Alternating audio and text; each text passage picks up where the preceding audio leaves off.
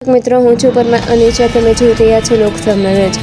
તો જોઈએ આજના સમાચાર. અમરેલીથી અમારા રિપોર્ટર દિનેશ સાદલ સાથે. ગત રાત્રે આશરે 3 વાગ્યાની આસપાસ ગિરનારી નવી સીડીના 50મા પગથિયા નજીક 3 નર એશિયાટિક સિંહ આવી ચડ્યા હતા. ઘટનાની જાણ થતાં જ જૂનાગઢ વન વિભાગની ટીમ તુરંત એક્શનમાં આવી હતી અને સતત મોનિટરિંગ હાથ ધર્યું હતું. વનકર્મીઓએ અત્યંત કાળજીપૂર્વક કામગીરી કરી સિંહોને કોઈ પણ ખલેલ પહોંચાડ્યા વિના તથા યાત્રાળુઓની સુરક્ષા સુનિશ્ચિત કરીને ત્રણેય સિંહોને તેમના કુદરતી આવાસ તરફ સુરક્ષિત રીતે રવાના કર્યા હતા. જી સાહેબ, આજ રોજ ખનીજ ચોરી વિરુદ્ધ આપે કાર્યવાહી કરી છે. શું કાર્યવાહી કરી, વાત કરો ને. જે આજ રોજ હું અને મારી ટીમ તાલુકાના લોકો તરફથી જે અસહ્ય ત્રાસ ડમ્પર ચાલકોનો હતો તેના અનુસંધાને વારંવાર અમોને રજૂઆત આવતી હતી.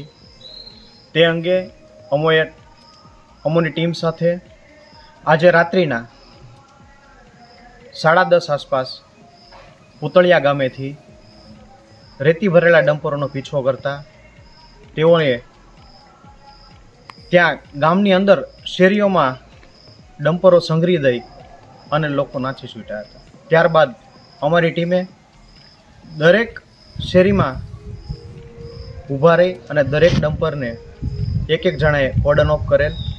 એમાં મારી ટીમ, હું અને સાથે પોલીસનો પણ સહકાર રહેલ છે, કેમ કે 112ને તાત્કાલિક આટલા બધા ડમ્પરોને એકસાથે પકડવા એ પણ અશક્ય હોય.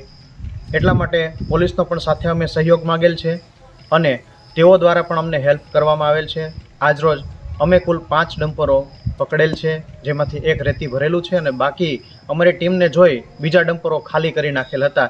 તેઓને પણ હું અમારી ટીમ સાથે આજરોજ અહીંયા મામલતદાર કચેરીએ લઈ આવેલ છે, જે અંગે હું આગળની કાર્યવાહી હાથ ધરવાનું છું. તો ફરી મળીશું એક નવા સમાચાર સાથે. ત્યાં સુધી જોતા રહો લોકસામના જ.